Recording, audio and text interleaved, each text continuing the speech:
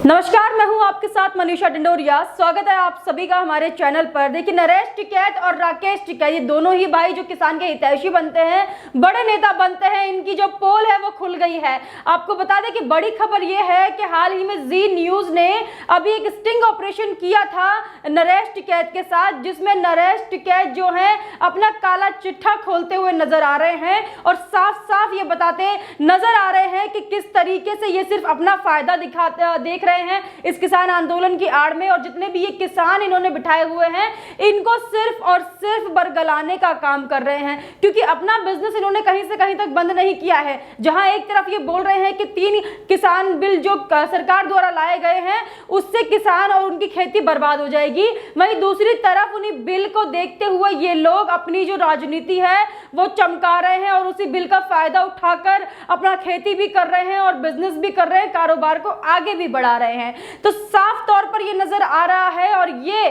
खुलकर सामने आ गया है कि नरेश टिकैत और राकेश टिकैत दोनों ही एक तरीके से किसानों को बहका रहे हैं और दोनों ही दोगले तरीके से किसानों से जो बातचीत बोल रहे हैं वो सफेद झूठ है और एक झूठ के तहत इन्होंने पूरा ये षड्यंत्र रचा हुआ है सिर्फ और सिर्फ अपनी राजनीति को चमकाने के लिए। देखिए, जिस तरीके से ये आंदोलन शुरू हुआ था और इसमें राकेश टिकैत लगातार बोल रहे थे कि किसानों के हक की बात नहीं हो रही है, ये जो 3 बिल है इससे किसान बर्बाद हो जाएंगे, उद्योगपति और बड़े बड़े कारोबारी जो हैं वो जमीनें हड़प लेंगे किसानों की और वो अमीर हो जाएंगे और जो छोटे किसान हैं और जो खेती करने वाले किसान हैं वो गरीब हो जाएंगे और दबते चले जाएंगे उन उद्योगपतियों के पैरों के नीचे। लेकिन अब नरेश टिकैत जो राकेश टिकैत के बड़े भाई हैं, भारतीय किसान यूनियन के अध्यक्ष हैं, उन्होंने अपने मुंह से ये बोला है कि वो गन्ने का जो रेट है कम दाम में भी देंगे और साथ ही वो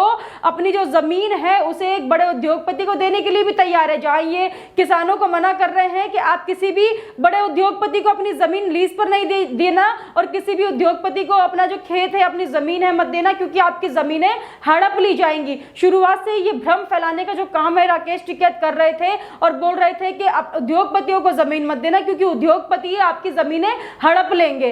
तो इस तरीके से जो भ्रम फैला रहे थे, इनका जो काला चिट्ठा, काली करतूत है वो सामने आ रही है। जहां एक तरफ ये अपना खुद का खेत, अपनी खुद की जमीन उद्योगपति को देने के लिए राजी है, लेकिन वहीं ये दूसरे किसानों को मना कर रहे हैं कि आप अपनी जमीन मत देना क्योंकि उद्योगपति आपकी जमीन हड़प लेंगे। तो इससे साफ तौर पर देखा जा रहा है कि खुद को आप अमीर बनाइए, खुद को आप इतना काबिल कर लीजिए कि आपके पास सब आ रहा है और आपके पास पूरा धन, पूरा लाभ आपको मिल रहा है, चाहे वो 3 बिल किसानों के हित में हो ना हो, लेकिन आपका पूरा जितना भी भर रहा है वो अच्छे से पैसों के साथ में। लेकिन जो दूसरे किसान हैं उनको आप फायदा नहीं लेने दे रहे हैं, ना तो उद्योगपति से, ना तो ये जो 3 बिल है उसके तहत आप कोई फायदा नहीं लेने दे रहे हैं। वहीं अब राकेश टिकैत की मैं बात करूं तो देखिए, उनके भाई की जब पोल खुली, जिस तरीके से जो सामने आई है बयान उनके भाई नरेश टिकैत का, उसके बाद राकेश टिकैत बौखला गए हैं बहुत ज्यादा। वहीं जो उनका कल का भारत बंद का जो ऑर्गेनाइज उन्होंने किया था उसकी जो फ्लॉप हुआ है वो बुरे तरीके से, भारत बंद इनका,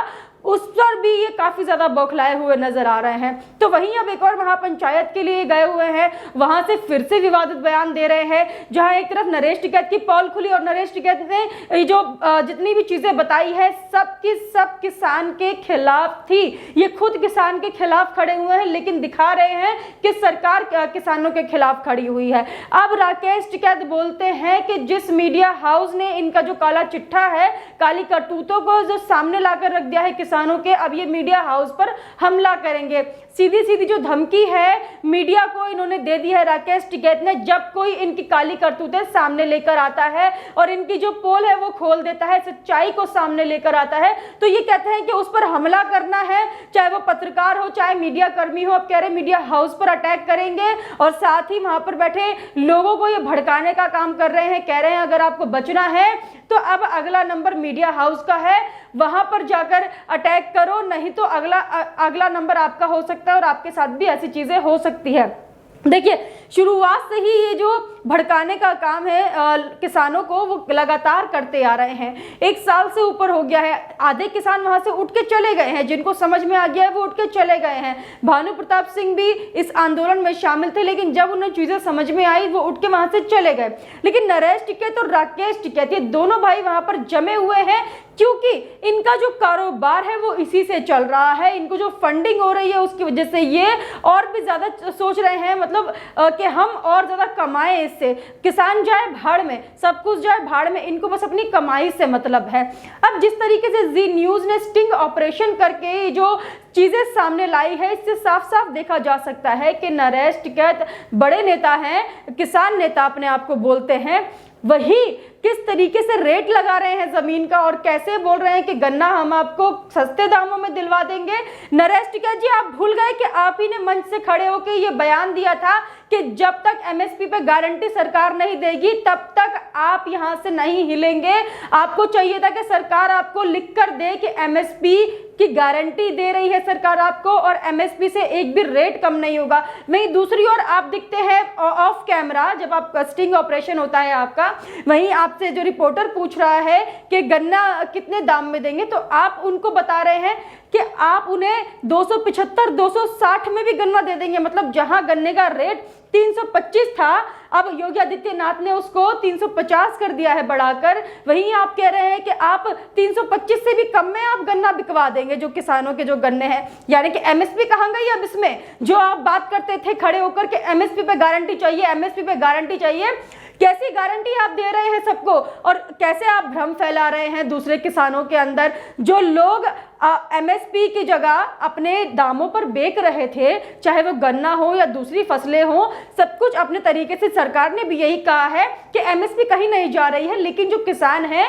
वो अपने ही तरीके से अपनी मर्जी से अपने दाम पर बाहर या मंडी में कहीं भी जाकर अपना जो अनाज है वो बेच सकता है। वही काम तो आप भी कर रहे थे, आप भी कर रहे हैं, कम दाम में बेच रहे हैं। एमएसपी का तो रेट ही आपने नहीं लगाया, कि जबकि 350 रुपए में गन्ना बिक रहा है यूपी में और आप दे रहे हैं 260 275 में। तो बताइए आप क्यों भ्रम फैला रहे हैं किसानों के बीच में? क्यों आप बड़े बड़े मंच से खड़े होकर ये बोलते हैं कि आपको एमएसपी पर गारंटी चाहिए और सरकार ये जो बिल लेकर आई है ये बर्बाद कर देगा किसानों को? तो बर्बाद करने का काम कौन कर रहा है? आप कर रहे हैं या फिर सरकार कर रही है? क्योंकि सरकार ने तो जाकर नहीं बोला था कि एमएसपी पर गारंटी नहीं मिल रही है। सरकार ने तो नहीं बोला कि उद्योगपति आपकी जमीनें हड़प लेंगे। सरकार ने तो नहीं बोला कि अगर उद्योगपति को आप अपनी जमीन देंगे किसानों से, कि अगर किसान अपनी जमीन देते हैं तो उनकी जमीनें छीन ली जाएगी उनसे और जो किसानों जो खेती करते हैं उनके खेत बर्बाद कर दिए जाएंगे। और कहां ऐसा लिखा है, किस बिल में ऐसा लिखा है कि उद्योगपतियों द्वारा जो किसान है उनका जो खेत है और जो उनकी जमीन है वो हड़प ली जाएगी? ये तो आप सबका एक इमेजिनेशन, आप जब से बौखला गए हैं और जब से ये आंदोलन चल रहा है आपने बस ये सोच लिया है, ठान लिया है कि हम सिर्फ बरगलाने का ही काम करेंगे, क्योंकि आपकी जो पोल है वो लगातार खुलती जा रही है राकेश टिकैत जी। डे बाय डे अगर हम देखें तो 26 जनवरी के बाद से ही आपकी जो पोल है वो लगातार खुलती जा रही है। पहले तो आप रो देते हैं, बैठ जाते हैं रोने और फिर आप बुला लेते हैं अपने और आदमियों को, उसके बाद फिर आप नहीं मानते हैं, विवादित बयान आप देते हैं, डंडे उखाड़ लेंगे, झंडे उखाड़ लेंगे, इस तरीके से। और अब जब स्टिंग ऑपरेशन के बाद पोल आपकी एक और बार पोल खुली है तो आप बोल रहे हैं कि आप मीडिया हाउस पर अटैक करेंगे। इतनी बौखलाहट आपके अंदर, और अब भी आपके अंदर इतनी हिम्मत है कि आप बैठकर वहां पर मंच से ये बोल रहे हैं, बड़े मंच से ये बोल रहे हैं और उन किसानों को आप ये बोल रहे हैं जिनके मन में आप पहले से ये भ्रम पैदा कर चुके हैं कि उनका जो इस बिल के तहत वो सिर्फ बर्बाद हो जाएंगे। आप कैसे बोल सकते हैं ऐसा? और देखिए जिस तरीके से चीजें सामने आ रही है एक के बाद एक करके, तो राकेश टिकैत के जो काले चिट्ठे हैं वो खुलते हुए नजर आ रहे हैं। देखिए विवादित बयानों से लेकर अब इनका ये जो किसानों के लिए एक दूसरा चेहरा हमने देखा है नरेश टिकैत का, तो ये सोचने वाली बात है कि जो वहां पर बैठे किसान हैं वो बेचारे इनकी बातों में आके वहां बैठे हुए हैं और ये सोचकर वहां पर बैठे हैं कि ये उनके हितैषी हैं। देखिए ये उनके हितैषी हैं तो फिर सरकार इनके लिए क्या बुरा कर रही है? सरकार कौन सा बुरा बिल लेकर आई है? तो देखिए जिस तरीके से राकेश टिकैत की जो बौखलाहट है, मीडिया को धमकी देने के बाद अब ये बोल रहे हैं कि मीडिया पर अटैक करेंगे, तो किस तरीके की ये सोच और किस तरीके की मानसिकता रखते हैं राकेश टिकैत? जो है तालिबानी एक मानसिकता अपने में ही रख रहे हैं। देखिए अफगानिस्तान से जो तालिबानी कब्जा हो गया है वहां से अगर कंपेयर करूं मैं राकेश टिकैत की सोच को, तो मुझे बिल्कुल सेम यहाँ पर सोच नजर आ रही है। क्योंकि जो पत्रकार हैं, जो मीडिया हाउस वो अपना काम कर रहे हैं, इनके जो काले कारनामे उनको सामने लाने का काम कर रहे हैं। अब पत्रकारों को भी उनका काम नहीं करने दिया जाएगा क्या? अब मीडिया हाउस को उनका काम नहीं करने दिया जाएगा?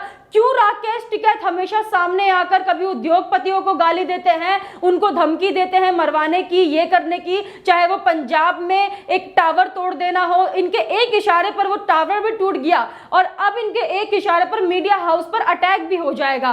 तो किस तरीके की मानसिकता ये रख रहे हैं और कितने कॉन्फिडेंस के साथ ये बोल रहे हैं कि अब मीडिया हाउस पर अटैक करेंगे और कल को ये कर भी देंगे, क्योंकि इनके एक इशारे पर 26 जनवरी पर दंगे हो गए थे।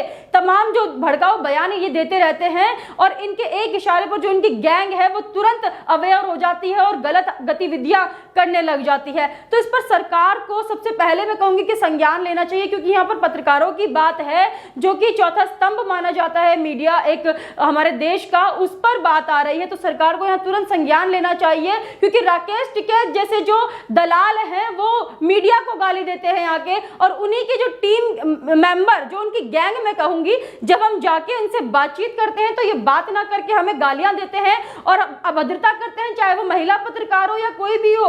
महिलाओं के साथ तो इन्होंने हद ही पार कर दी है, पत्रकार को नहीं छोड़ते हैं, किसी अन्य महिला को नहीं छोड़ते हैं और अब सीधा सीधा धमकी दे दी है मीडिया हाउस पर अटैक करने की। तो किस तरीके का अटैक आप करना चाहते हैं राकेश टिकैत जी? क्या है आपकी मंशा, क्या करना चाहते हैं आप मीडिया कर्मियों के साथ? जो मीडिया कर्मी आपके साथ नहीं है, आपकी जो दलाली नहीं दिखाएगा, जो आपके तरीके से बात नहीं करेगा, आपकी काली करतूतें सामने लाएगा, आपके चिट्ठे खोल देगा काले, तो आप उसको धमकी दे देंगे, आप उसके ऊपर अटैक कर देंगे। यानी कि कल को कोई मीडिया कर्मी आपके पास इंटरव्यू के लिए आता है तो आप इशारे में बोल देंगे अपने उन दलालों को कि इनको मार दीजिए। तो इस तरीके से तो आप काम कर रहे हैं। ये तालिबानी सोच आप कहां से लेकर आ रहे हैं और कौन है आपके पीछे जो आपको इतना कॉन्फिडेंस दे रहा है कि आप खुलेआम धमकियों पे धमकियां दे रहे हैं, चाहे वो देश के बड़े बड़े कारोबारी हो, उद्योगपति हो, पीएम नरेंद्र मोदी को आप नहीं छोड़ते हैं बोलने में, और अब आप पत्रकारों को बोल रहे हैं मीडिया हाउस पर अटैक करने की आप बात कर रहे हैं। इस पर जल्द से जल्द सरकार को भी संज्ञान लेना चाहिए।